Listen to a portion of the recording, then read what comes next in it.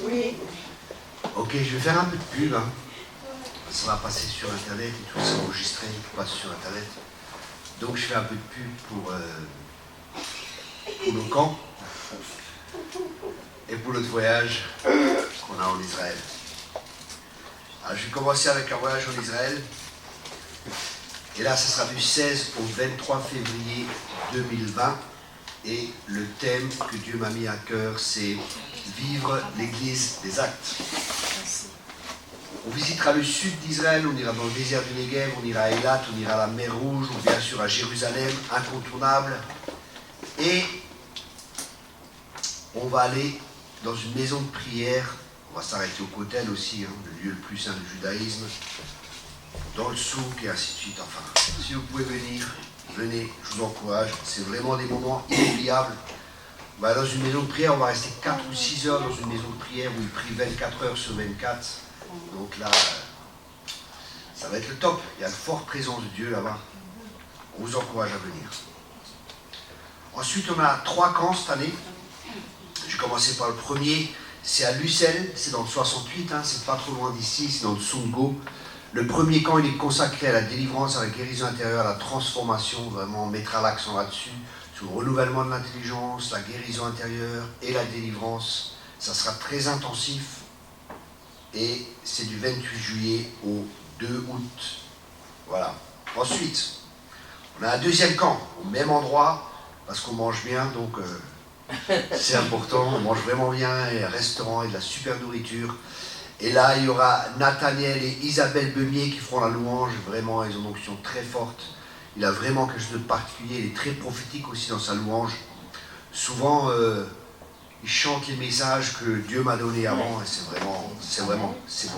Venez. Et comme invité, on aura une prophétesse qui s'appelle Monica Flach. Elle a un niveau, elle voyage dans le monde entier.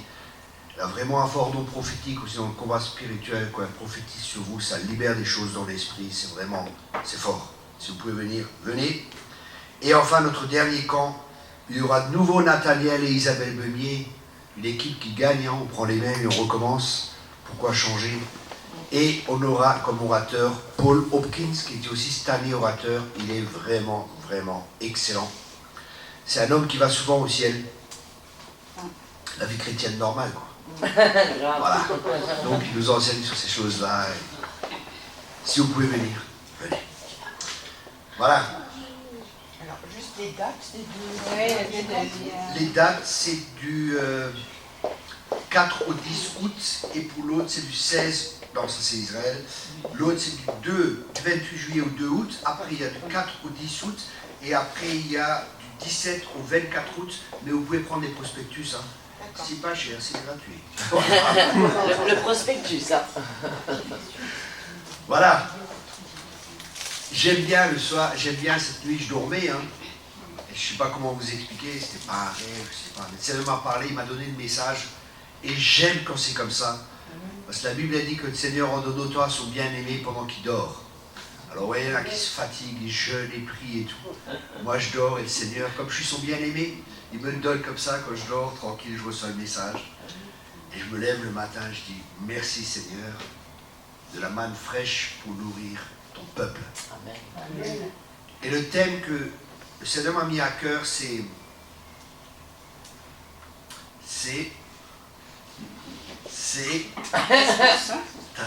comme à la télé, vous savez, maintenant il y a la pub qui arrive. Juste le moment aussi. Oh.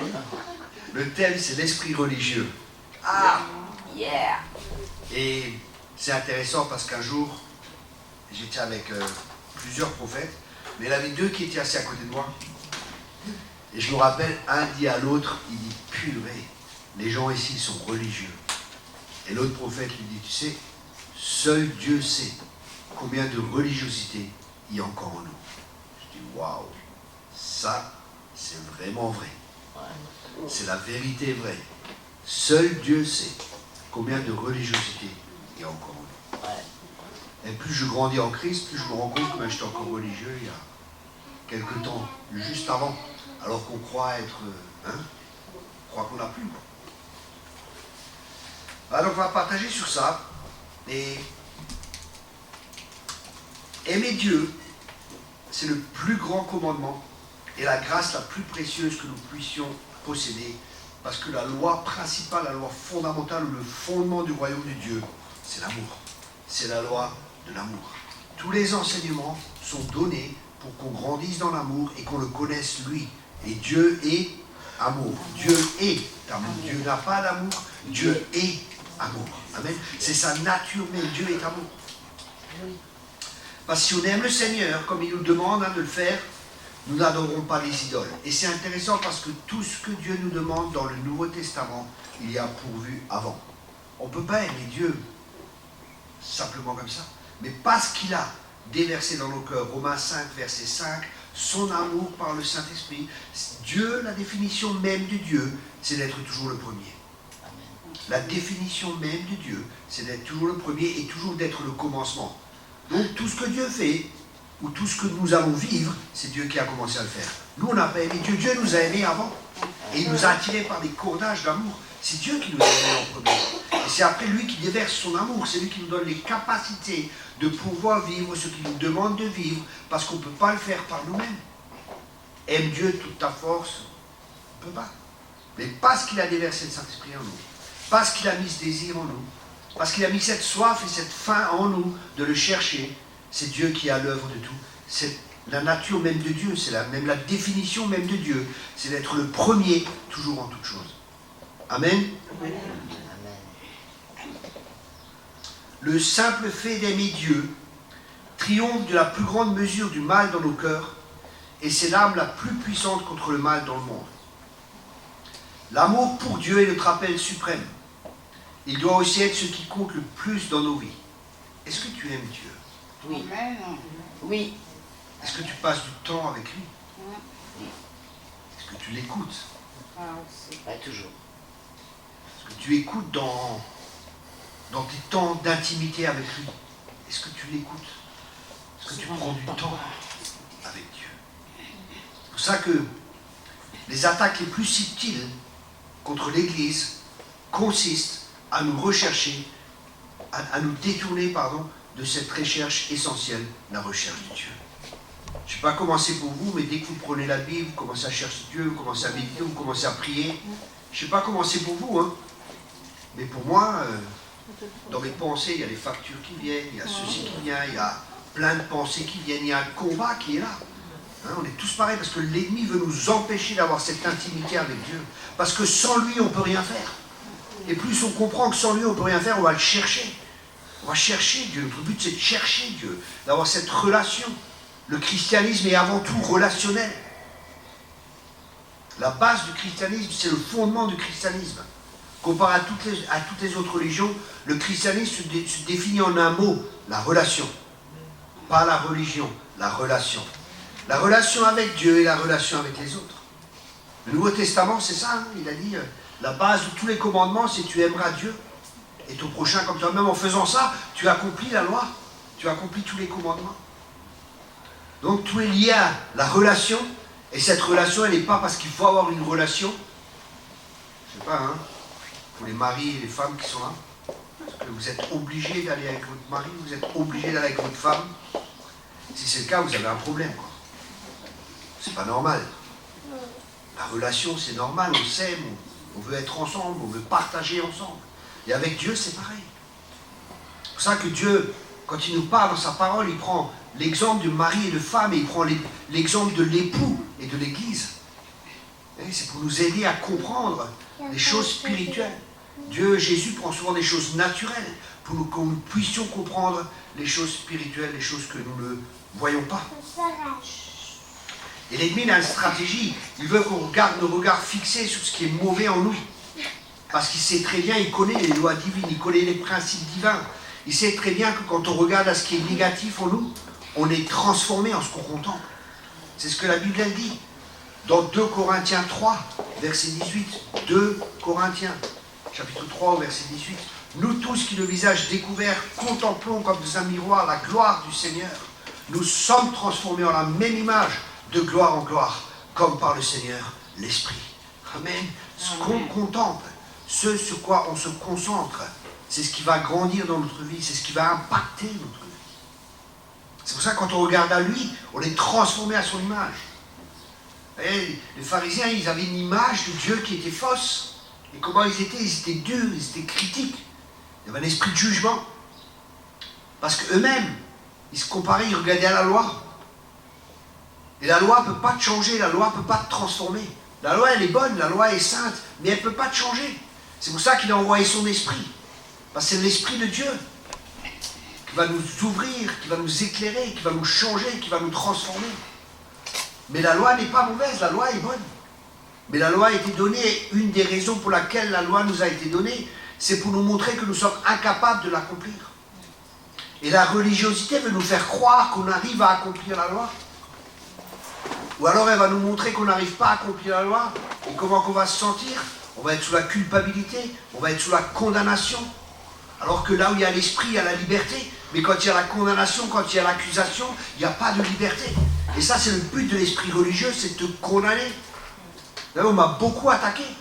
On m'a beaucoup attaqué. Tu as un problème d'argent, et ci et ça. Plusieurs personnes disaient ça. Plusieurs des ministères, même, ils m'attaquaient sur ça. Et sur Internet, on m'attaquait, tu as un problème d'argent.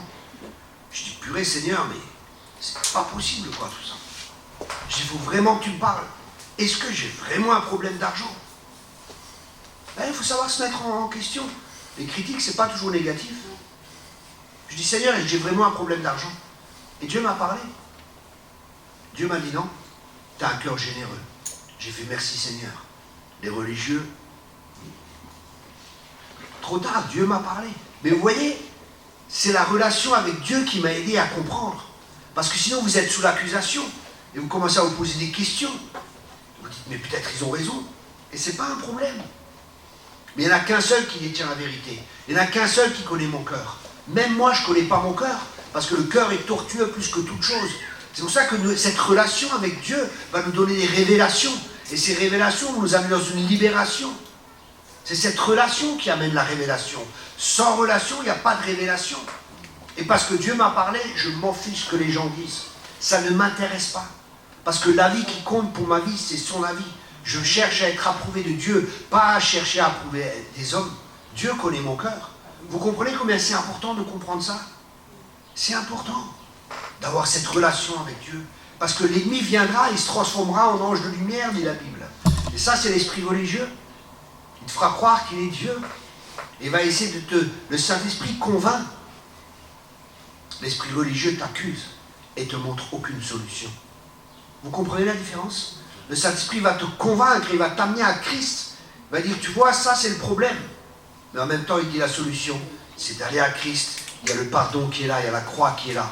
Mais l'esprit religieux, il va te condamner, il va t'accuser pour t'éloigner de Dieu. Il va te dire, il n'y a aucune solution. Mais la bonne nouvelle, Jésus est la solution. Amen. Amen. La religiosité, c'est terrible. Tant que nous fixons les yeux sur le mal, il va garder sur nous une domination. Tandis que si nous regardons au Seigneur en contemplant sa gloire, on sera transformé à son image. Ça ne veut pas dire qu'on doit ignorer les péchés. Ça ne veut pas dire qu'on ne doit pas regarder les mauvaises choses en nous, parce que l'Écriture nous recommande de nous examiner nous-mêmes. Mais ça ne veut pas dire faire du nombrilisme. Vous comprenez ce que je veux dire? Il y a des gens, ils sont toujours centrés sur eux. Ça va pas, ça va pas. Ils sont dépressifs. Ils font des burn-out. C'est terrible. Parce qu'ils ne savent pas qu'ils sont aimés. La Bible nous dit dans 2 Corinthiens 13, verset 5, examinez-vous vous-même pour savoir si vous êtes dans la foi. Éprouvez-vous vous-même. Ne reconnaissez-vous pas que Jésus-Christ est en vous, à moins peut-être que vous ne soyez réprouvés. Et la question est, quand on s'examine soi-même, on n'est pas en train de faire du nombrilisme. On dit au Saint-Esprit, sonde mon cœur, sonde mes reins. Et il va nous montrer quelque chose, un domaine de notre vie qui doit être changé. Et ce n'est pas un problème, c'est parce qu'il nous aime. Mais quand il nous montre un domaine de notre vie qui doit être changé, qui doit être transformé, sa grâce est là. Sa grâce, ce sont ses capacités qui sont là pour que la transformation puisse s'opérer. On ne peut pas changer nous-mêmes. La Bible, elle dit, un léopard peut-il ôter ses taches, ainsi en est-il d'un homme. Un homme ne peut pas changer lui-même. Mais quand le Saint-Esprit nous montre quelque chose, il y a l'amour qui est là. Il y a l'acceptation qui est là. Dieu ne nous rejette pas. Il nous accepte, il nous aime, il nous dit, toi, je t'aime, mais ça, dans ta vie, j'aimerais te changer, parce que je veux que tu sois transformé de plus en plus à l'image de mon Fils bien-aimé. Je veux que tu lui ressembles de plus en plus, parce que c'est ça qui va rester pour l'éternité. C'est un des desseins de Dieu pour notre vie, c'est qu'on soit changé et transformé à son image, qu'on aille de gloire en gloire. Amen. Et pour ça, il va nous montrer un domaine de notre vie. En même temps, il y a ces capacités qui sont là pour nous changer. Et si on dit oui, on sera transformé de gloire en gloire. Et ça, c'est glorieux parce que c'est l'œuvre de l'Esprit, c'est l'œuvre du Seigneur. Et il y a une liberté qui est là. Il y a une plus grande liberté qui va venir dans notre vie grâce à cela. Mais ce n'est pas une condamnation, c'est une conviction. Ce n'est pas la même chose. Nous allons voir la grande différence. La question à se poser est, lorsque le Seigneur nous montre un domaine de notre vie qui ne va pas, et ça c'est très important, quelle est notre réaction? Est-ce qu'on s'accuse? Est-ce qu'on se condamne? Est-ce qu'on va à l'arbre de la connaissance du bien et du mal? Je vais me changer moi-même? Ou est-ce qu'on va à l'arbre de la vie, à la croix, là où le pardon est là? Vous voyez, l'ennemi nous accuse, dit, Dieu est contre toi, Dieu ne t'aime plus. Il se transforme en ange de lumière. Tu as vu ce que tu as fait? Le Saint-Esprit, non. Il nous dit, toi, tu as fait ça, tu as besoin de pardon. Va à la croix, va vers ton Père qui t'attend, les bras ouverts, qui est là pour te pardonner. Vous voyez, vous comprenez la différence qu'il y a entre les deux?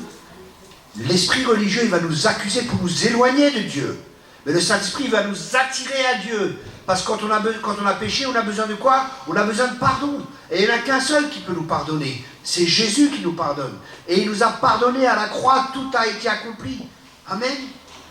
Alors nous ne faisons pas avoir par l'ennemi. Est-ce qu'on essaie de s'améliorer aux yeux de Dieu? Ou est-ce qu'on tourne vers la croix de Jésus pour trouver le pardon et en même temps la puissance pour vaincre le péché? Alléluia. C'est là qu'il y a la puissance. C'est à la croix. La croix, elle est puissante. C'est une folie pour ceux qui périssent. Mais c'est la puissance de Dieu. Alléluia pour nous. Pour nous qui croyons, c'est la puissance de Dieu. Ce message doit être prêché. La croix doit être prêchée. Mais dans l'esprit. Parce qu'il y en a qui prêchent la croix, c'est que la mort.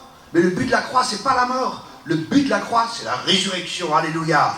Amen et amen.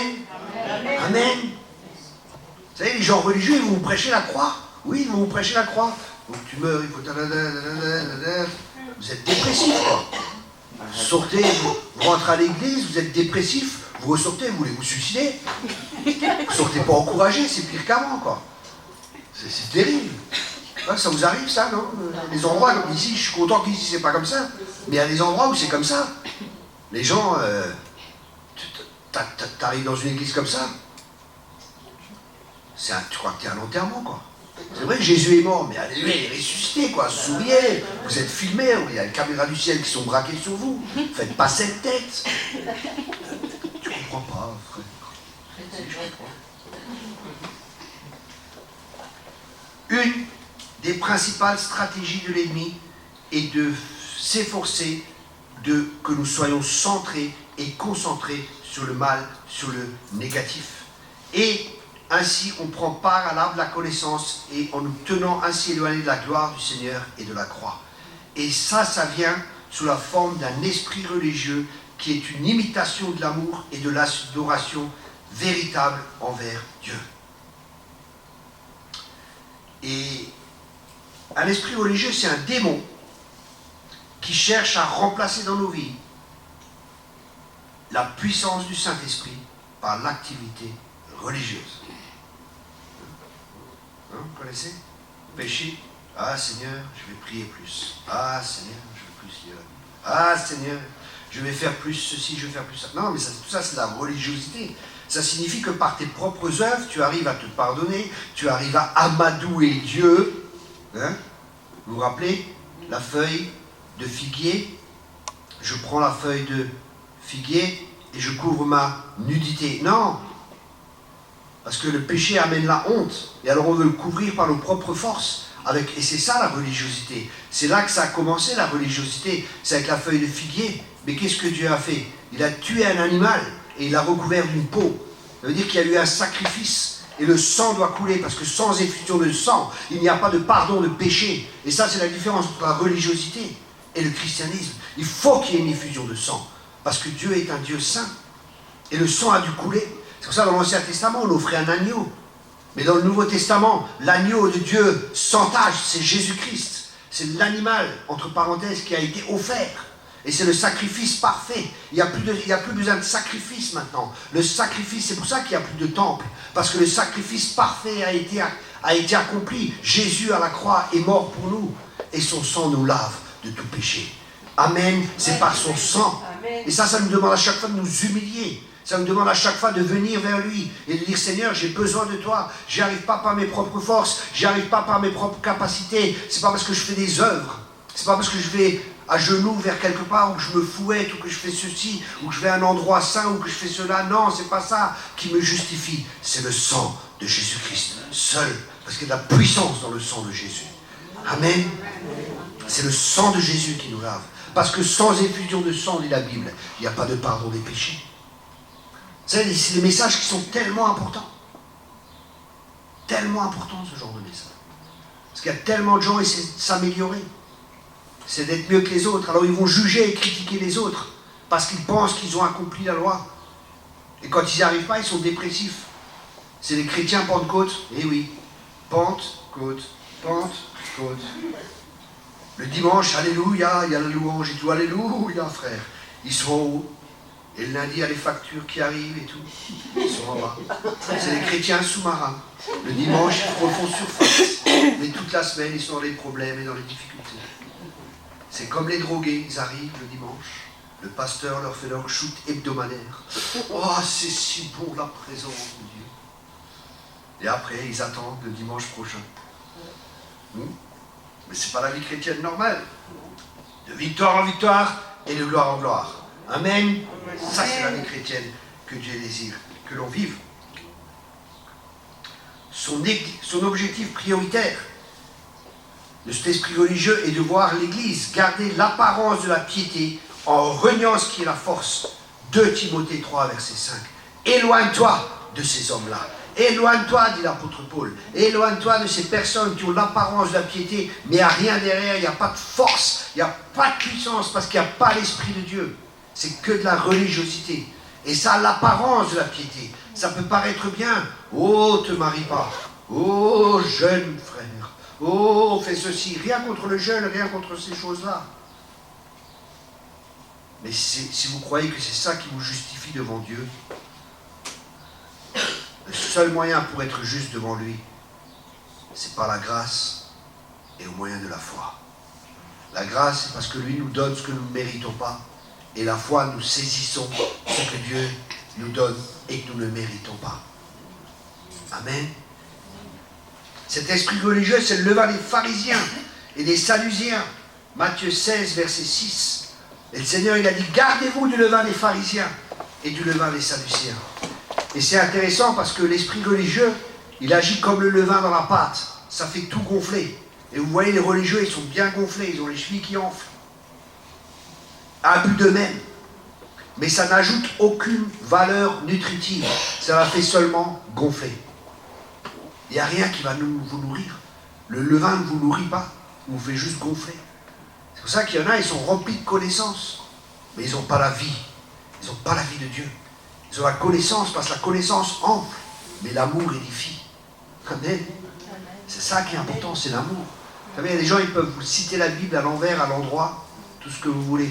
Mais ils n'ont pas d'amour, ça sert à quoi? C'est des gros religieux. Ils vous bombardent à coups de versets bibliques. Mais la Bible dit. Le diable aussi, il a dit à Jésus, la Bible dit, il est écrit. Mais c'est dans quel esprit? Vous voyez, ça c'est l'esprit religieux. Il va utiliser les Écritures pour aller contre vous, pour vous condamner. Tu n'as pas d'amour, frère. Si, j'ai assez d'amour pour te dire la vérité, repens-toi. C'est ça. Vous voyez, c'est subtil, hein? C'est très subtil. Et combien de fois ils viennent avec, oui, mais la Bible, elle dit, combien m'attaquent? Oui, mais la Bible, elle dit, vous avez reçu gratuitement, donné gratuitement. Alors pourquoi vous vendez vos livres? Pourquoi vous vendez vos CD? Je dis, non, mais... Je dis souvent à ces gens-là, écoutez, il y a 2 possibilités. Excusez-moi de vous dire ça. Hein. Mais je dis aux gens, ou vous êtes millionnaire, et vous allez financer le ministère, ou alors vous êtes stupide. Parce qu'un ministère, ça coûte. Voyager, j'ai une famille à nourrir, je n'ai pas d'amour et d'eau fraîche. Quand même, un peu d'amour, oui. L'eau fraîche aussi, oui. Mais il ne suffit pas pour vivre, hein, quand j'arrive à l'aéroport. Bonjour, je suis serviteur de Dieu. Je suis serviteur du Dieu très haut. J'aimerais bien un billet pour aller au Canada, parce qu'en septembre, je pars au Canada. J'aimerais bien aller, oui, ben, ça coûte tant et tant. Je dis non, on a reçu gratuitement, hein, on donne gratuitement, hein, c'est fini, ça je ne vais pas payer, monsieur, hein, vous n'avez pas compris. Hein. Je répète, je suis serviteur de Dieu. Hein. C'est là qu'ils appellent, et après, il y a une voiture qui vient, avec un truc bleu sur le truc, et deux bonhommes, deux costauds qui arrivent habillés en blanc, et ils mettent une belle chemise. J'arrive pas à bouger dans cette chemise, mais c'est une belle chemise. Hein. Et ils m'emmènent dans une salle, il y a des murs avec des matelas comme ça. Et c'est là que j'ai rencontré Jésus, Élie, Napoléon. Je rencontre plein de gens comme ça à cet endroit. C'est merveilleux. Ça s'appelle un asile psychiatrique. Je crois que l'esprit religieux, il a bouffé le cerveau des gens. Ils réfléchissent plus normalement. Ils prennent des versets sans réfléchir et ils vous les balancent. Bam. Ils ne réfléchissent pas, c'est terrible. Hein. C'est terrible. L'esprit religieux fait la même chose. Il n'ajoute ni vie, ni puissance à l'Église. Comme le levain, il ne fait qu'alimenter l'orgueil de l'homme. Cet orgueil qui a causé la toute première chute et toutes les autres qui ont suivi. L'esprit religieux a deux portes. L'orgueil qui nous fait croire qu'on arrive à accomplir la loi, qui nous fait croire qu'on arrive à être acceptable devant Dieu par nos propres œuvres. Et quand on voit la loi, on se rend compte qu'on n'arrive pas à l'accomplir. La loi est sainte, c'est le standard de Dieu. Quand on regarde la loi, on se dit, waouh, on n'arrive pas. Vous avez déjà essayé? Vous n'y arrivez pas, c'est impossible. Et là, par là, Dieu veut nous montrer. Il veut qu'on prenne conscience parce qu'on n'arrive pas à l'accomplir, qu'on a besoin, qu'on n'arrive pas par nos propres forces, qu'on n'arrive pas par nos propres capacités. Dieu veut nous faire comprendre, à travers cela, qu'on se détourne de nous-mêmes et qu'on cherche un sauveur. J'y arrive pas par moi-même, j'ai besoin d'un sauveur. J'y arrive pas par mes propres capacités, j'arrive pas à accomplir la loi. J'ai besoin d'un sauveur. Et c'est là que le Saint-Esprit dit, Jésus-Christ a tout accompli à la croix. Et c'est là par la foi que tu acceptes cette justice de Dieu. Que tu reçois le don de la justice, dit la Bible, dans Romains 5. Le don de la justice, c'est un cadeau. Un don, c'est un cadeau, c'est quelque chose qu'on ne peut pas mériter. Parce que sinon, ce serait un salaire, si c'était une œuvre. Ce que dit l'Épître aux Galates. Mais ce n'est pas une œuvre, ce n'est pas par l'œuvre de la loi, ce n'est pas par les œuvres, mais c'est par la foi. Et ça aussi, la foi, c'est un don de Dieu. Amen. Tout vient de Dieu. Ça nous rend humbles. Et on ne va pas juger, pas critiquer les autres, on ne va pas s'élever au-dessus des autres. Et la deuxième porte pour l'esprit religieux, c'est la peur. Croire qu'on n'y arrive pas, croire qu'on n'est pas accepté par Dieu. Alors on fait plein d'efforts et encore plus d'efforts. Et croire que Dieu nous a rejetés quand on a péché. C'est d'avoir une mauvaise image de Dieu. C'est pas une mauvaise compréhension de Dieu. Maintenant, je ne dis pas qu'il faut pécher, hein. C'est pas ce que je dis. Mais même quand on pêche, Dieu nous aime. Un jour, je prêche sur ça et quelqu'un dit oui, et plus on pêche, plus Dieu nous aime. Je dis ça, c'est une fausse doctrine. Plus on pêche, plus Dieu nous aime. Alors, ça, c'est une fausse doctrine. Il y en a, ils ont des drôles d'idées. Jacques 4, verset 7 nous dit Dieu résiste aux orgueilleux, mais il fait grâce aux humbles. Donc quand on est humble, qu'est-ce qu'on a? On a la grâce qui est là. Et la grâce, c'est ces capacités qui sont mises à notre disposition. Seigneur, je ne peux pas, aide-moi. C'est ça, être pauvre en esprit. C'est être conscient que nous ne pouvons pas. C'est être conscient que sans lui, nous ne pouvons rien faire. Vous savez, l'humilité, c'est pas dire, oh, je ne peux rien faire, je suis si petit. J'y arriverai pas, je ne suis pas capable. L'humilité, c'est savoir qui nous sommes sans Christ. Mais c'est aussi savoir qui nous sommes avec Christ. C'est vrai que sans lui, je ne peux rien faire. Mais c'est vrai qu'avec lui, alléluia, on déplacera des montagnes. Amen. Et qu'avec lui, je puis tout par celui qui me fortifie. Que tout est possible à celui qui croit en lui. Amen. Sans lui, walou, rien du tout. Mais avec lui, waouh, Colmar va être sauvé. Amen. Tout est possible. Amen. Et c'est ça l'humilité. Des fois, on prêche une fausse humilité. Il faut être moche, il faut être pauvre, il faut avoir des chaussures trouées, des habits troués. Et là, tu es humble. Non, tu n'es pas humble. Tu es juste mal habillé, c'est tout. C'est ça.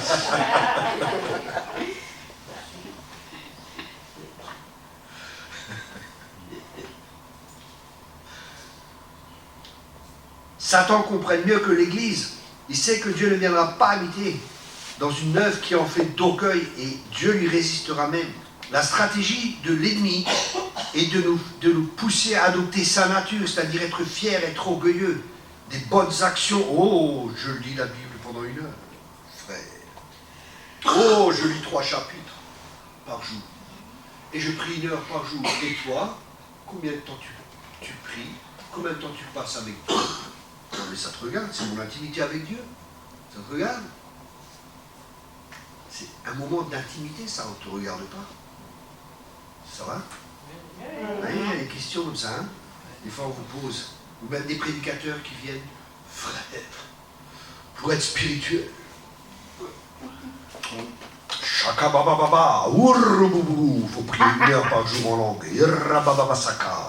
Et l'autre il vient et dit, oui, pour être spirituel, il faut lire 1 chapitre des Proverbes par jour. Et le prochain il vient, il dit, oui, il faut lire 1 chapitre de ci et ça. Et toi tu bosses. Alors tu commences à tout noter parce que tu vas être un bon chrétien. Alors là, il dit 1 chapitre, l'autre il dit un autre chapitre, l'autre il dit prier 1 heure, l'autre il dit adorer pendant 1 heure. Bon, tu te lèves tous les matins à 2 heures, quoi. Et pour aller bosser à 7 heures. Et puis comme t'as pas encore brossé les dents, il faut que tu brosses les dents aussi pour aller au travail. Hein. T'es là, et toute la religiosité, mais c'est mon joug est doux et mon fardeau est léger. Mais quel joug? Des jougs que les religieux n'arrivent pas à porter. Ils les mettent sous vous et vous ne pouvez pas les porter vous-même. Et vous-même, vous n'entrez pas dans le royaume des cieux. Et vous empêchez les autres d'y entrer. C'est terrible la religiosité. C'est terrible. Et il y a des églises qui sont gangrénées par ça. C'est une gangrène, c'est terrible. Quand vous rentrez, ça pue la religiosité. Excusez-moi, ça sent. Ça se voit sur le visage des gens. Ça se voit. L'esprit religieux, je le vois des fois sur les gens, c'est terrible. Des fois, je peux vous dire de quel club, si je peux dire ça, les gens viennent. Je sais exactement, c'est des pentecôtistes, ça c'est des ceci, ça c'est des cela, ça c'est des cela, rien qu'à leur manière de prier. Ils ont comme une ADN. Vous les connaissez ceux-là? Oh Seigneur, Alléluia! Vous savez quel club c'est? Non? Il y en a comme ça. Hein? Vous savez exactement d'où c'est qu'ils viennent. C'est ça. Et les autres, oh, Seigneur, je suis si petit. C'est l'autre club. Ouais. Ouais, les gens, ils sont plus naturels. Ils sont plus naturels. Ils parlent à Dieu dès qu'ils... Alors, je me rappelle, ma mère, décédée maintenant, hein, mais dans la voiture, et dès qu'elle franchissait la porte de l'église, enfin du bâtiment, hein, le grand sourire, on disait un ange, on aurait cru un ange. Mais dans la voiture,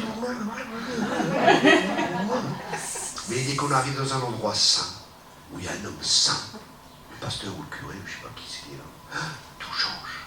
L'atmosphère change. Mais Dieu est partout, sois naturel. À la maison, quand tu es au culte, partout, je ne change pas. Ça montre qu'il y a de la religiosité. Tu changes, hein, tu vas être quelqu'un d'autre. Ça va, frère? Ça va bien. Moi, il m'est arrivé, je devais prêcher, je dis, écoutez, excusez-moi, voilà. Je viens de me disputer avec ma femme, juste dans la voiture avant de venir. Seigneur, je te demande pardon et merci pour ton sang qui me lave et qui me purifie. Voilà, maintenant je peux prêcher. Tu te disputes avec ta femme comme prédicateur. Ça m'arrive, de moins en moins. Ça m'arrive. Ça arrive. Elle n'a pas appris que j'ai toujours raison, elle n'a pas encore.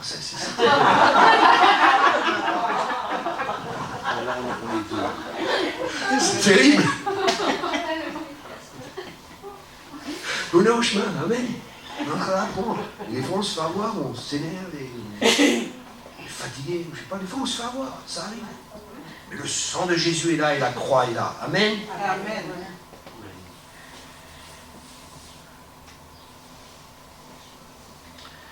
Une autre caractéristique de l'esprit religieux, c'est qu'il veut nous faire croire que nous connaissons déjà l'opinion du Seigneur, ce qu'il dit, ce qui lui plaît. Et ça va nous empêcher d'écouter le Seigneur parce qu'on sait déjà tout. Et les gens comme ça, oui, le Seigneur me montre ceci et cela, mais le Seigneur t'a rien montré du tout. Arrête. Quelqu'un qui m'a attaqué, il me dit, le Seigneur me montre ci et ça et ça et ça. Et je dis, attends, mais jeune homme, t'as vraiment un problème? T'es pas marié, tu couches avec ta copine et tu viens me reprendre. Et le Seigneur, il va pas te montrer d'abord que t'as pas couché avec ta copine sans être marié, non? C'est vraiment étrange. Et d'un coup, c'était silence radio. Un jour, j'étais pareil, hein. Il y avait quelqu'un dans une église aussi. Et le gars, il vient, il avait plusieurs pharmacies, très imbu de lui-même, Gustave, très imbu de lui-même, hein, un religieux fini. Il vient, il me dit, oh, il y a beaucoup de gens avec des problèmes ici. Alors, histoire de dire, moi, j'ai pas de problème, quoi. Et je le regarde comme ça, et là, je reçois un email du ciel. Tac, tatin, tatin, là, c'est top. Là, cache. Ding, ça arrive. Et vous savez, Jésus, il a dit qu'il n'est pas venu pour les bien portants. Au moment où je lui donne cette parole, il a fait un pas en arrière. C'est vraiment un marteau, cette parole. Parce que Dieu, il dit, ma parole est comme un marteau. Et ce marteau, il l'a fracassé. Le gars, il l'a dégonflé. Le Saint-Esprit a un ministère de dégonflage. Il a dégonflé. Il est parti comme ça en arrière. Il a fait un pas en arrière. Il a dit, bah, peut-être aussi que je suis un malade. Merci Seigneur. C'est le Saint-Esprit qui convainc. Et il a un ministère de dégonflage. Il est rempli d'orgueil à cause de la religiosité. Il va te dégonfler. Alléluia. On s'imagine des fois que Dieu nous ressemble et c'est une tromperie. Cette tromperie aussi, des fois, elle nous fait croire que les paroles de correction, les reproches, ces exhortations et tout ça, c'est pour les autres, mais c'est pas pour nous. Vous savez, quand je prêche, je me remets en question, hein, ce que je prêche. Je dis, oh purée, là j'ai prêché ça, mais le Seigneur, il t'a parlé à toi-même, Bibi. Eh oui, c'est ça. Peut-être qu'encore, pendant que vous entendez ce message, vous vous dites, purée, si seulement ma femme était là, si mon mari était là, si sœur Intel était là, si ce cousin était là. Mais peut-être si tu es là, c'est peut-être parce que Dieu veut te parler à toi. Combien de fois les gens sont là, ils sont en train de penser, oh là là, si c'était celui-là ou celui-là, ça c'est pour lui, quoi. Ça aussi, c'est une forme de tromperie par l'esprit religieux qui nous aveugle. Parce que l'orgueil nous rend aveugles. La Bible a dit que l'orgueilleux, il chute et il ne voit pas. Parce que l'orgueil nous rend aveugles. On voit la paille chez l'autre, mais on ne voit pas la poudre chez soi, parce qu'une poudre, ça te rend aveugle.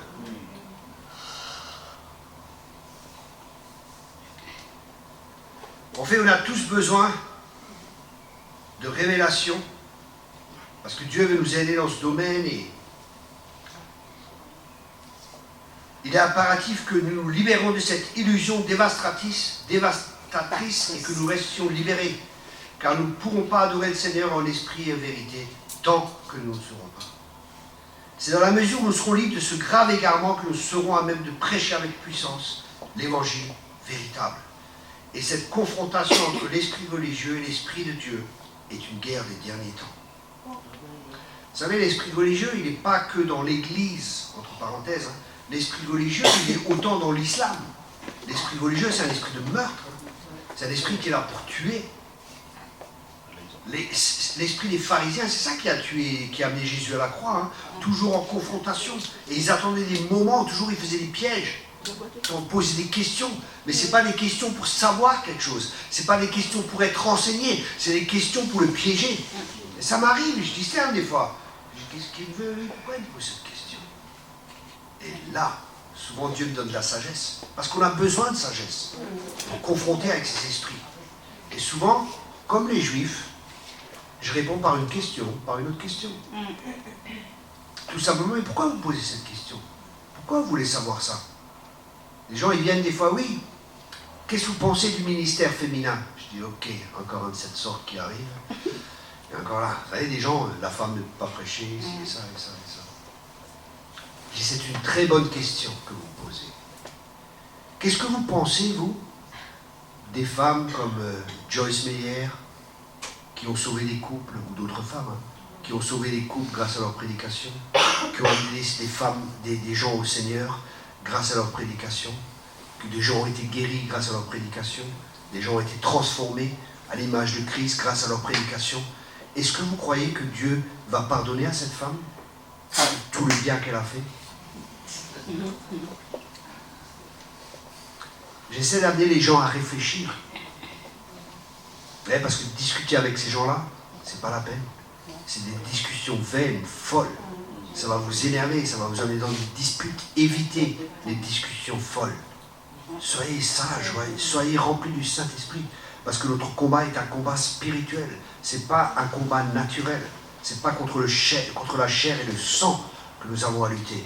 Et cet esprit, il est sournois, il est tordu, il vous agresse. Ça m'agresse dans mon esprit, je sens, il y a le rejet qui vient, il y a plein de choses qui viennent, qui vont affecter vos émotions. Et là, il faut vraiment apprendre à rester dans l'esprit, à ne pas se laisser affecter, à ne pas rentrer dans le domaine des émotions, à ne pas rentrer dans le domaine de la chair, à ne pas se laisser rejeter, ça va vous accuser, il y a plein de choses qui vont venir contre vous. C'est la vie chrétienne normale. Tout disciple accompli sera comme le maître. S'ils l'ont rejeté, on nous rejettera. S'il a été attaqué, on nous attaquera. C'est normal. Si tu n'es pas attaqué, si tu n'as pas tout ça, c'est qu'il y a un problème. C'est que tu ne déranges pas le royaume de l'Église. Amen. Amen. Chaque croyant, il sera engagé dans la fin des temps. La question qui compte, de quel côté serons-nous? Nous n'avons aucune autorité pour délivrer les gens si nous-mêmes nous ne sommes pas délivrés. Tu communiques uniquement ce que tu as vécu. Moi, je t'ai délivré de l'esprit religieux, et c'était un gros paquet. Vous savez comment ça s'est passé? J'étais dans une église chez un ami. Et lui, il dit, voilà, Dieu va vous parler. Et une femme s'approche, elle prend le micro, elle commence. Je dis, tiens, c'est étrange, Dieu nous parle en sifflant. Moi, j'ai fait comme une école biblique, non, j'ai jamais vu ça dans la vie. Et il dit, maintenant, répondez à Dieu en sifflant. Et toute l'église. Je me dis, bon, il n'y a aucun risque, je vais siffler, il n'y a aucun risque. Et je commence. Au moment où je commence à siffler, je me suis mis à rire, et à rire, mais je me tenais le ventre. Et pendant que je riais, je voyais dans mon esprit des esprits qui me quittaient et je sentais que les esprits me quittaient. Et dans la Bible, il est marqué que Dieu siffle. Il y a un verset pour ça. Il y a un verset sur ça. Et donc c'est biblique. Mais comme Dieu m'a délivré comme ça, toi il va te délivrer autrement, je ne sais pas, ou peut-être tu es déjà libre, je ne sais pas. Mais Dieu fait tantôt d'une manière et tantôt d'une autre. Je ne vais pas dire, bon maintenant, Dieu m'a utilisé pour me délivrer de l'esprit religieux, j'ai la nouvelle méthode, on va tous siffler, alléluia. Non, Dieu fait tantôt d'une manière, tantôt d'une autre. C'est pour ça que Jésus, un jour, il guérissait en crachant, et un jour, il faisait autrement. Pour qu'on ne soit pas dépendant d'une méthode, mais qu'on soit dépendant de lui. Dieu nous connaît. Et pour ça, pour gagner du terrain, parce que le but c'est d'être libre, ce message il n'est pas juste là pour nous confronter ou pour nous montrer des domaines de la religiosité. Le but c'est de nous montrer les problèmes, mais aussi de montrer la solution. Okay? Parce que l'esprit religieux c'est ça aussi, il nous montre les problèmes, mais il n'y a pas de solution. Et ça ne sert à rien. Et on parlait de prédicateurs qui sont comme ça, ils viennent, ils cassent tout, mais ils ne construisent pas derrière. Alors que le rôle du prophète c'est d'abattre, mais c'est aussi de construire. C'est pas juste d'abattre, c'est de construire derrière. Si tu n'as pas de solution, ferme-la. C'est dit. Le conflit continuel que Jésus a mené avec les pharisiens nous montre que la bataille la plus désespérée de l'Église, depuis le début, a été contre cet esprit. Pour ça, il faut demander au Seigneur, Seigneur, mets ta lumière en moi, montre, travaille, révèle des choses. La principale caractéristique des pharisiens était toujours de voir le mal chez les autres, tout en restant aveugles quant à leur propre faute. C'est intéressant, c'est la caractéristique principale des pharisiens, ils voient toujours tout ce qui ne va pas chez vous. Ils arrivent dans une église. Moi, le don dominant que Dieu m'a donné, c'est le discernement des esprits. Ça veut dire je vois dans l'esprit, je vois des démons, je vois ceci, je vois les choses chez les gens, je vois ça, je vois, voilà, je vois. Détendez-vous, Mais cette manière de voir, je ne vais pas dans une église. Où c'est qu'il y a des problèmes ici? Je vais chercher le bonheur, je suis rempli d'amour et quand Dieu me montre quelque chose, je suis étonné, je dis ah bon, il y a ça, ok, je ne voyais même pas. Mais le don de discernement, il est fondé dans l'amour. Il n'est pas fondé dans la suspicion. C'est pas pareil, c'est pas la même chose. J'ai écrit un livre sur ça, d'ailleurs, j'en ai pas. Vous pouvez le commander sur mon site. J'en ai pas ici.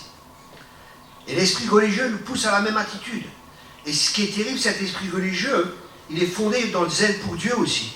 Dans Romains 10, verset 2, il dit « Je leur rends le témoignage qu'ils ont du zèle pour Dieu », quand il parle de ses frères juifs, mais sans intelligence. Mais l'intelligence de quoi?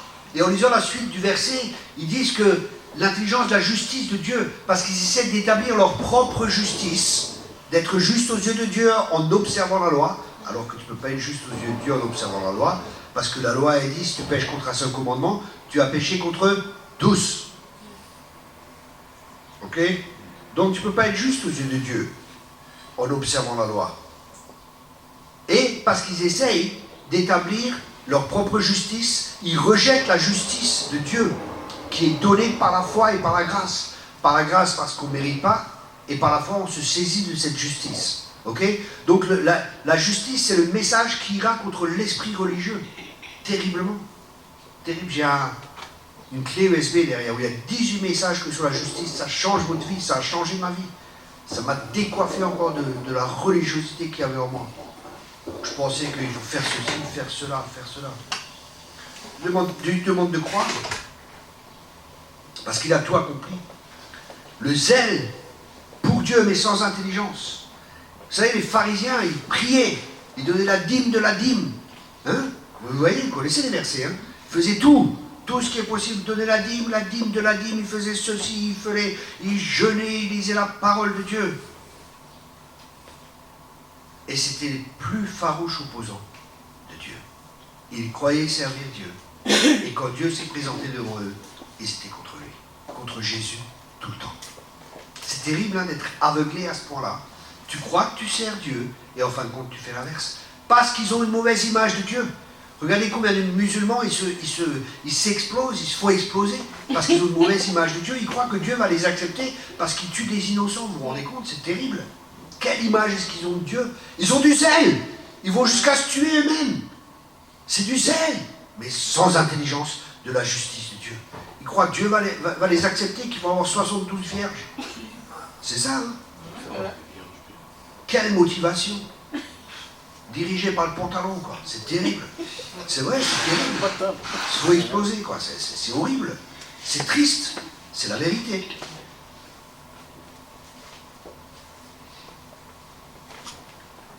Zèle, Tarse, Saul de Tarse était motivé par son zèle, mais il persécutait son peuple. Vous voyez, ça c'est intéressant. Quand Jésus est venu et qu'il a confronté Saul, qu'est-ce qu'il a dit? Il a dit, Saul, pourquoi persécutes-tu mon église? Est-ce qu'il a dit ça? Il a dit non. Il a dit, pourquoi me persécutes-tu? Waouh, parce que l'église et lui sont un. C'est l'époux et l'épouse. Le premier message que j'ai amené ce week-end, vous voyez? Pourquoi tu me persécutes? Waouh, parce qu'il s'identifie à son épouse. Il s'identifie à nous. Pour ça, nous devons nous identifier à l'Église. Les croyants remplis de zèle sont les plus difficiles à arrêter. Alors qu'est-ce qu'il va faire, l'ennemi? Il va les pousser plus loin. Si l'ennemi réussit à nous rendre orgueilleux du don, des qualités qui sont les nôtres, s'il arrive à faire que nous glorifions notre zèle, il nous prendra au piège et fera servir ce don à ses desseins. Oui, moi je prie, moi je jeûne, moi je gagne des âmes, moi. C'est bon quoi, la Sainte Trinité, c'est pas moi, je et moi quoi. C'est le Père, le Fils et le Saint-Esprit.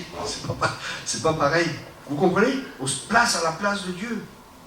Le Seigneur, pendant son séjour sur terre, il n'avait pas de problème avec les démons. Moi, j'ai pas de problème avec les démons. Quand ils se manifestent, je les chasse. Mais là où j'ai plus de problèmes, c'est les religieux. Ça, tu ne peux pas chasser, ça. Hein, ceux qui viennent t'attaquer. Et c'est tellement vicieux. Ils viennent, oh frère. Déjà, quand ils viennent comme ça, oh frère. Ok, oui monsieur. Shikalababa Saka. Mais ils viennent comme ça. Ah, c'est. Vous connaissez ça? C'est mielleux, c'est. Je sais pas comment. Que je m'exprime comme ça, mais je le ressens dans l'esprit. Vous ressentez ça, c'est tout. C'est comme un serpent qui vient. Et oh, ça va. Ah, et t'arrives pas à l'attraper. Vous savez, c'est comme la savonnette sous la douche. Vous voulez apprendre à chaque fois. Vous oups là, pareil, vous repartez. Hop là. Et ça part à chaque fois, vous voyez. Ils vous disent des choses et vous essayez de discuter avec eux. Normalement, oups là. Des choses hors contexte, des versets hors contexte. Plein de choses complètement tordues. C'est un esprit. On n'a pas à lutter contre la chair et le sang. Et le pire, ces gens, ils ne se laissent pas reprendre. Vous imaginez, Jésus il avait de l'onction quand même. Non? Je pense que Jésus avait un peu d'onction quand même. Vous voyez, quand il y avait les pharisiens en face de lui, est-ce qu'ils ont été libérés? Est-ce qu'ils ont été transformés? Non. Pourquoi? Parce qu'ils ne voulaient pas. Et Dieu n'ira pas au-delà de la volonté. Il essaie de les convaincre, mais s'ils restent fermes, parce que l'orgueil leur fait croire qu'ils ont raison. Donc ne combattez pas. Combattez pas, discutez pas, c'est pas la peine, vous allez perdre votre temps, vous allez être blessés. Et ça, c'est le but que l'ennemi veut, et que vous utilisez votre force, que vous vous concentrez sur le négatif. Mais fixons nos yeux sur le Seigneur. Amen. Faisons l'œuvre que Dieu nous appelle à faire. Il va essayer de nous détourner de l'œuvre que Dieu veut que l'on fasse, pour qu'on se concentre sur ses attaques, pour qu'on se concentre sur l'ennemi, pour qu'on se concentre sur le négatif. Mais nos yeux se tournent vers le Seigneur. Amen. Et c'est là qu'on rayonne de gloire, et qu'on est transformé de gloire en gloire, en ayant les yeux fixés sur lui, le rémunérateur de notre foi.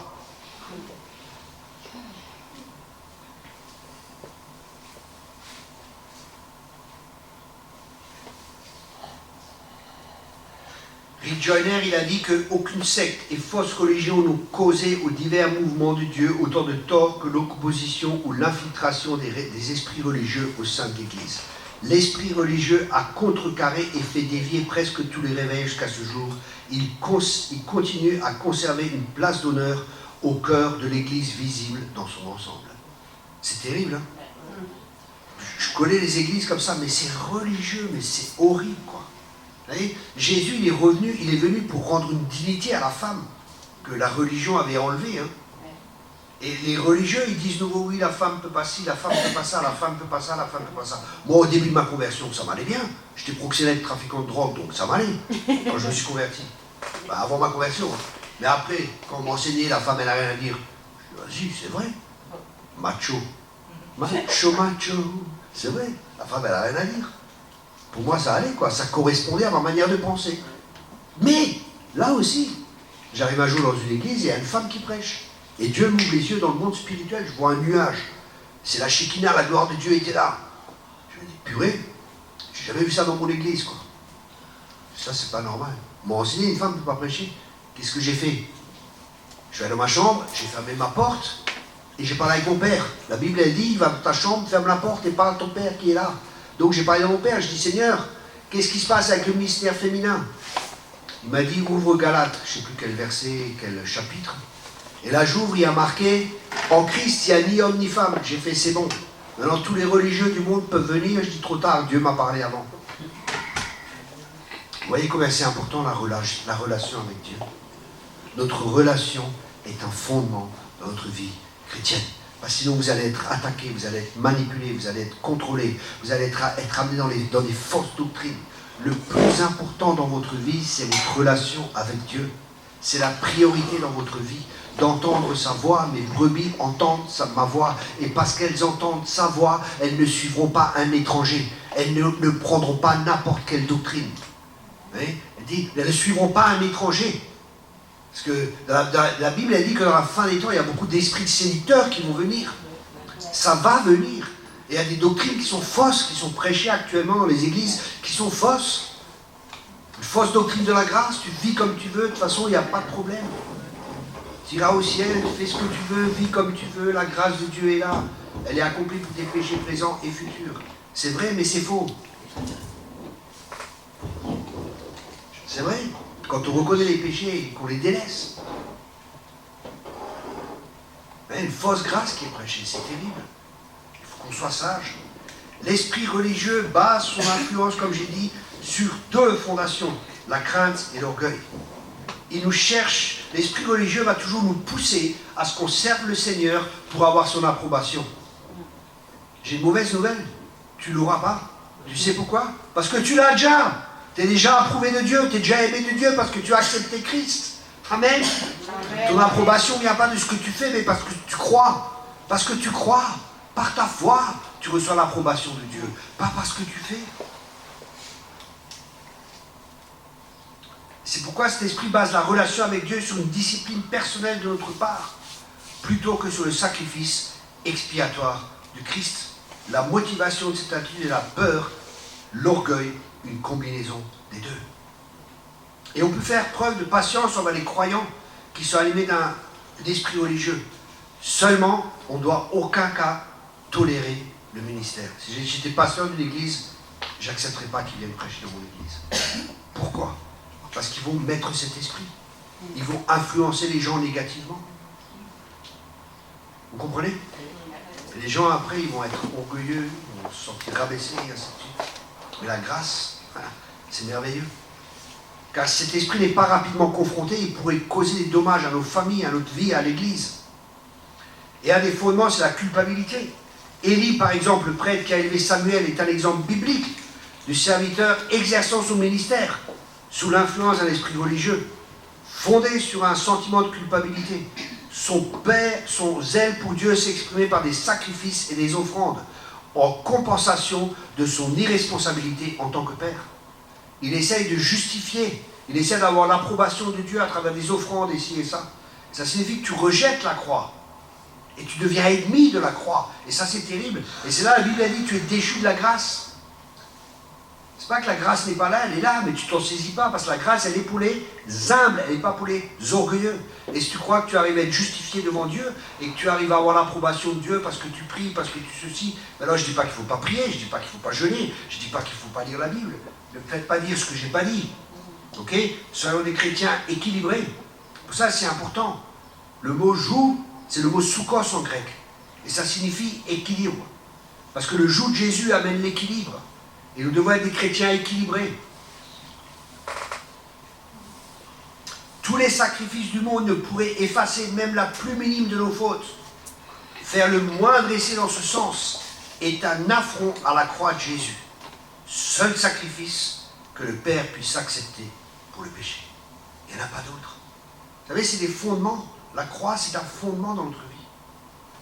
Le sang est un fondement. Les tentatives d'Élie pour expier son péché par le sacrifice et l'offrande ont été sans succès. Et il y a plein de gens comme ça. Ils essaient de faire plein de choses pour Dieu. Pas que dans l'église. Et c'est tout ça poussé par un esprit religieux. La différence entre le christianisme et la religiosité, c'est quoi? Merci d'avoir posé cette question, c'est une très bonne question. La religiosité, c'est essayer d'atteindre le standard de Dieu pour être approuvé et pour être aimé de Dieu. Le christianisme, c'est Dieu qui a tant aimé le monde, qui a envoyé son Fils. Vous comprenez? C'est pas par nos efforts, c'est par sa grâce, c'est par son amour, c'est pas nous qui faisons. C'est pour ça que quand le voile a été déchiré du temple, le voile du temple, il faisait à peu près 30 cm d'épaisseur. On n'arrive pas à le déchirer, c'est impossible. On n'arrive pas à entrer dans le Dieu très saint par nos propres forces, par nos propres capacités. C'est pour ça que la Bible dit que le voile a été déchiré du haut vers le bas. C'est le Père lui-même qui a ouvert le chemin. Parce que nous, on ne pouvait pas ouvrir le chemin. C'est lui qui a ouvert le chemin en donnant son propre Fils en sacrifice, qui est mort à la croix. Ça nous a ouvert le chemin. Un jour, j'entendais, je ne sais pas si vous connaissez, Ana Mendez, elle prêchait sur le sang fraye un chemin. Et elle dit ça dans un message, j'étais là dans la salle, et elle dit le sang fraye un chemin. Et à ce moment-là, Dieu me rappelle une expérience que j'avais eue, et je me voyais traverser le second ciel, là où il y a les démons, et je passais à travers les hordes de démons qui étaient là, en esprit. Et je passais comme ça, et devant moi, il y avait le sang de Jésus. Et là, j'ai compris, waouh, quand elle a dit, le sang fraye un chemin, waouh, c'est vrai, le seul moyen, c'est le sang. Quand les démons voient le sang, ils s'enlèvent, quoi. Ils ne peuvent pas tenir devant le sang. Parce que c'est le sang d'un innocent, c'est le sang qui est pur. Et le sang, il fraye un chemin. C'est pour ça que Jésus est le chemin. Le sang, c'est puissant. Ça fraye un chemin dans le monde spirituel. Et les gens dans l'occultisme, ils savent ça. C'est pour ça qu'ils utilisent des sacrifices de sang.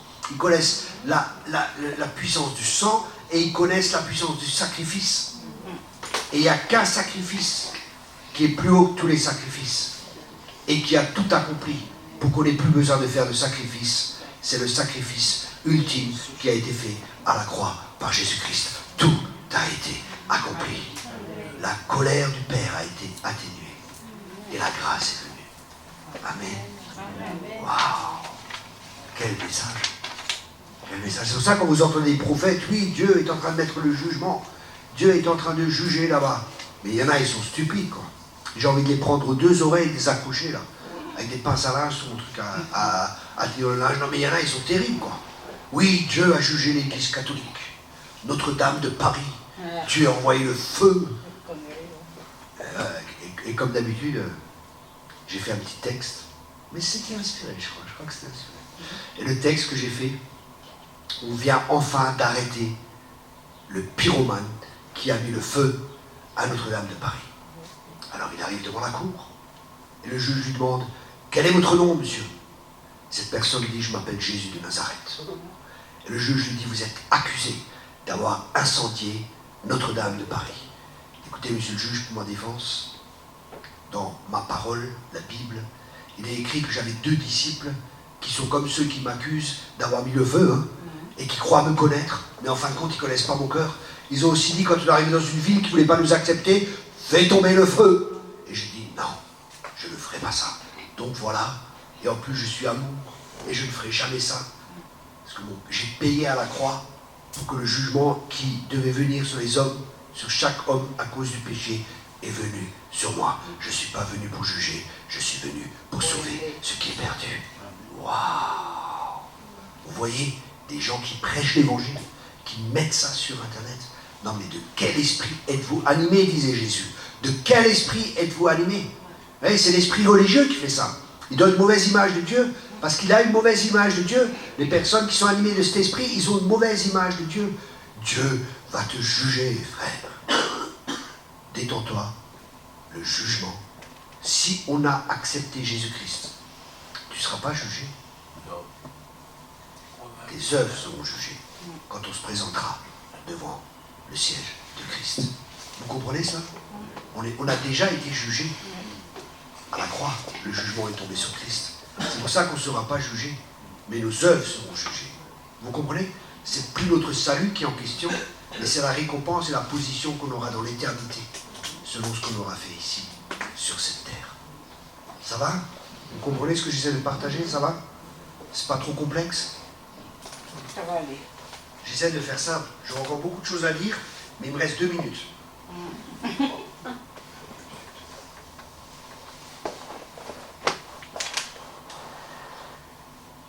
Espérer gagner par nos sacrifices l'approbation de Dieu ouvre toute grande la porte à l'esprit religieux, parce qu'un tel service n'est pas basé sur le sang de Jésus, mais sur la tentative de faire par nous-mêmes l'expiation du péché. Et Dieu nous a pardonné. Ces esprits religieux nous font contourner la croix en nous trompant, en faisant que nous approprions l'expiation. Les croyants, contrôlés par cette forme d'esprit religieux, sont souvent les plus aidés pour prêcher la croix. Seulement là se cache leur perception. Elles soulignent leur croix plus que la croix de Jésus. Waouh!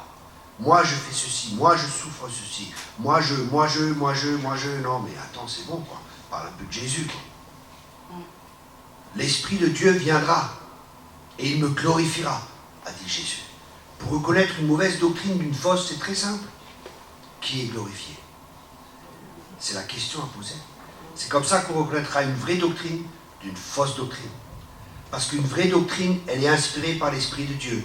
Et l'Esprit de Dieu glorifiera toujours une personne. Pas une église, pas un mouvement, pas une autre personne que Jésus-Christ, le nom au-dessus de tous les noms. Amen. C'est pour ça que Jésus a dit, il viendra et me glorifiera. Qui a été glorifié pendant ce message?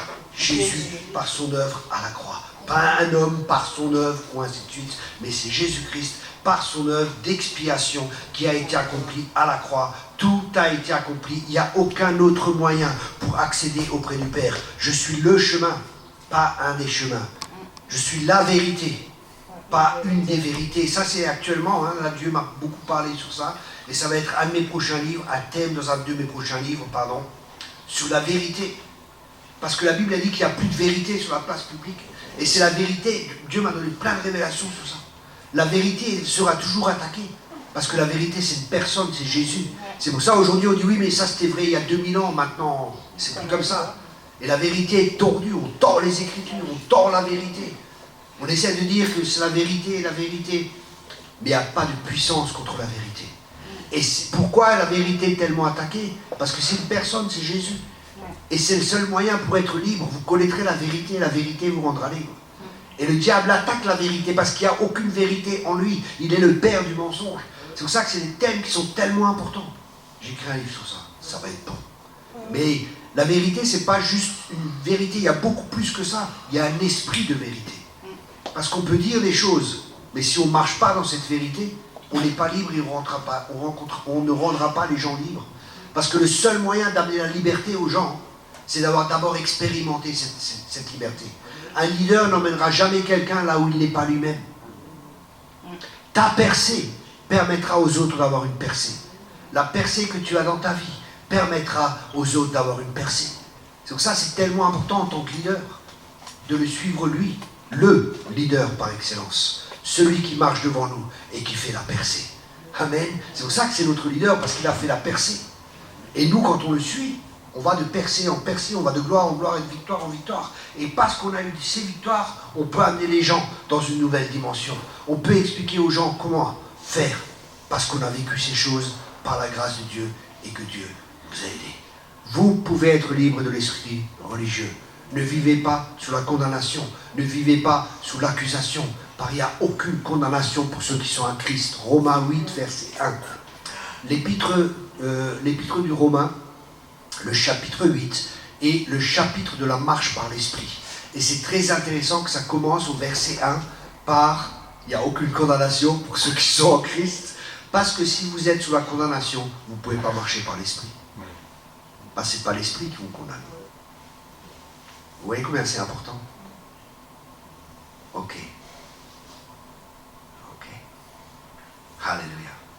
Quand on pêche, on va à la croix. Amen. Mais ce n'est pas par nous-mêmes, par nos propres forces. Le Père est là, les bras ouverts, il ne nous rejette pas. Il nous accepte comme on est. Il nous lave et il nous purifie de tout péché. Merci Père pour la croix. Merci Père pour ton idée géniale. Alléluia, pour tes plans géniaux, pour nous rendre libres au travers de la croix. Amen. Au travers de ton sacrifice. Au travers du sacrifice de ton Fils. Le sacrifice parfait. Le sacrifice parfait qui ôte le péché du monde. L'agneau qui ôte le péché du monde. L'agneau qui s'est sacrifié pour nous. Père, pardonne-nous si nous essayons de prendre un autre chemin ou pour être acceptés par toi ou d'avoir une autre méthode ou de faire par nos propres forces et par nos propres capacités. Nous voulons placer notre foi non pas dans nos forces, non pas dans nos capacités, non pas dans la religiosité, mais nous voulons placer notre foi dans le sacrifice accompli, dans l'œuvre parfaite de ton Fils à la croix. Dans le nom de Jésus, que ton nom seul soit glorifié. Amen et Amen. Soyez richement bénis. Merci.